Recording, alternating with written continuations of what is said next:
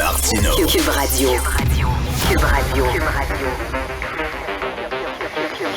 Cube Radio. En direct à LCN. Richard Martineau. Salut Richard. Salut Jean-François. J'ai une bonne nouvelle. Il me semble qu'on est dû pour des bonnes nouvelles. Vas-y. Alors, j'ai une excellente nouvelle. Alors, mesdames et messieurs, les ballons qui ont survolé le Canada et les États-Unis ne sont pas d'origine extraterrestre. Ça a été officiellement dit par la Maison-Blanche. Ouais. Et je suis content parce que quand j'ai vu cette technologie-là, super sophistiquée, là, Ça peut juste venir des extraterrestres. Ça ne peut être qu'une civilisation extrêmement avancée, à des années-lumière de chez nous. Moi, mon guess, c'était Jupiter ou Saturne. C'était dans ce coin-là, mon guess à moi, là. Et parce que, écoute, c'était sophistiqué, là, pas à peu près. Et finalement, non. Non, ça vient d'ici, ça vient de... Ouh! On est peur. C'est sûr. Hey Richard, je ne sais pas si tu as été aussi ahuri qu'on l'a été en regardant cette histoire de notre collègue Nicolas Saillant dans le journal ce matin. Le gars a été reconnu 3 fois coupable pour du proxénétisme et il retrouve à se replacer dans le milieu de l'enseignement. On ne l'a pas échappé pendant quelques mois, on l'a échappé pendant 20 ans. Écoute, pendant 20 ans, c'est seulement qu'en novembre dernier que le Centre de services scolaires a allumé. Je viens tout juste de parler à Félix Séguin. Il est allé sur le fameux plumitif. Là. Là, si quelqu'un est arrêté, il y a des, c'est écrit quelque part là, au palais de justice, tu vas sur le plumitif, il a tapé son nom. C'est ça. Et il a vu que le gars il a été arrêté à de nombreuses reprises. Ça lui a pris quelques minutes. On n'a pas fait de vérification. Là, il y a des gens qui disent, oui, il a purgé sa peine. Attends une minute, là. Le gars, il est arrêté pour proxénétisme. Il y a des conditions. Là. Tu peux pas quand même si tu as purgé ta peine, tu peux pas devenir éducateur dans un CPE ou aller travailler dans une école. Ça n'a pas de maudit bon sens. Ouais. Alors, le gars est d'ailleurs sa défense, OK? Quand il était professeur puis il a appris qu'il y a ses étudiantes faisaient de la prostitution, il a dit... Moi, tout ce que je voulais, c'est qu'elles puissent faire leur métier dans un contexte sécuritaire. Tu sais, un enseignant responsable. Je vais les prendre en charge. Un enseignant responsable. Très responsable. Et du moins, je vais les prendre, puis il leur faisait faire leurs devoirs. Ben oui. Écoute, tu sais, je veux dire, les filles faisaient la prostitution, mais elles savaient conjuguer au plus que parfait. OK? Oui, ça, c'est très important. Alors, le gars a été arrêté à 3 reprises et là, il a été professeur. Il a eu une relation intime avec une de ses élèves. Et là, finalement, on allume. Comment ça se fait qu'ils n'ont pas fait de vérification? Parce et là, on fait dit d'autres choses. Il y a eu des propos un peu qui ont été critiqués. Oui. Là, on s'est rendu compte en fouillant son passé, oups, c'est le même gars qui a été arrêté 3 fois. Ben, ils font pas de vérification quand ils l'ont embauché. Il était embauché en 2003. Il y avait encore un brevet d'enseignant. C'est ça que beaucoup de gens se demandent également. Un loup dans la bergerie, tu l'envoies dans une école secondaire avec des jeunes filles. Il y a eu des infractions relativement à des jeunes filles.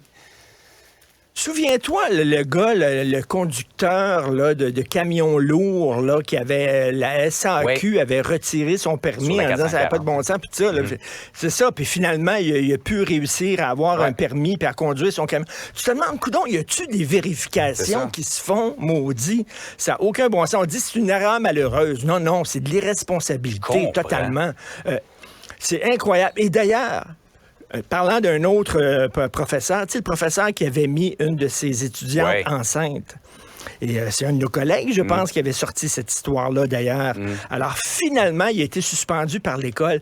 Sais-tu quoi? Ça a pris la job d'un journaliste. Ouais. C'est drôle, hein, ces institutions-là, quand soudainement ça devient public, quand, là, ils agissent. Là, soudainement, ils agissent. Mais si on le sait pas, ils font rien.